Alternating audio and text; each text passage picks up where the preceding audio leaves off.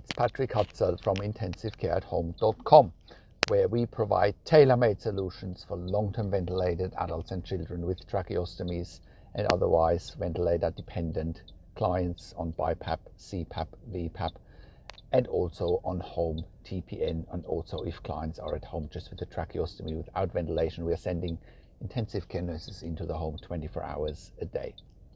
So my quick tip for today is really about that the devil is in the detail when it comes to setting up equipment at home for ventilator dependent clients.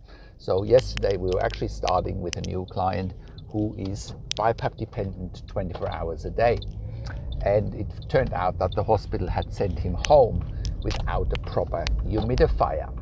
And again, the devil is in the detail, and hospitals often think they can cut the corner, or then they can send clients home with subpar equipment. And obviously we are the experts on when it comes to intensive care at home, when it comes to ventilation at home, tracheostomy at home, home TPN, and so forth.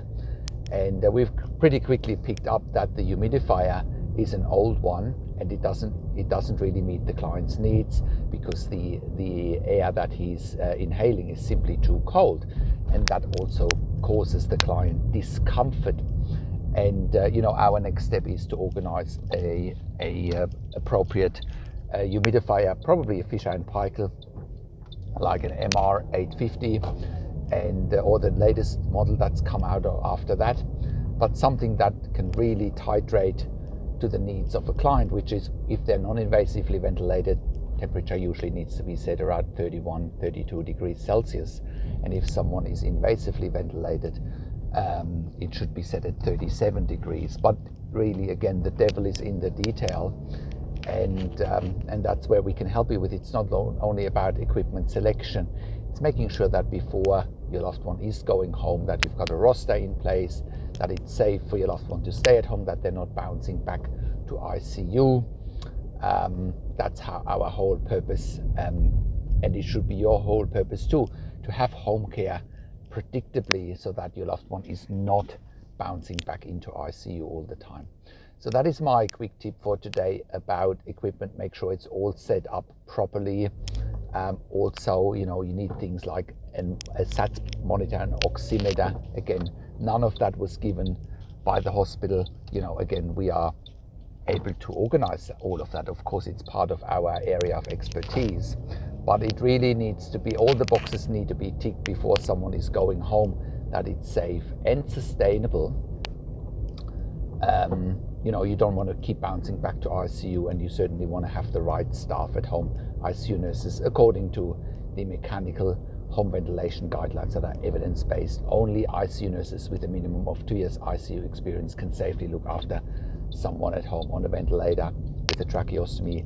Even if clients are not ventilated and have a tracheostomy, they still need an intensive care nurse 24 hours a day. Again, if you look at our mechanical home ventilation guidelines on our website that are evidence-based, you will see all of that.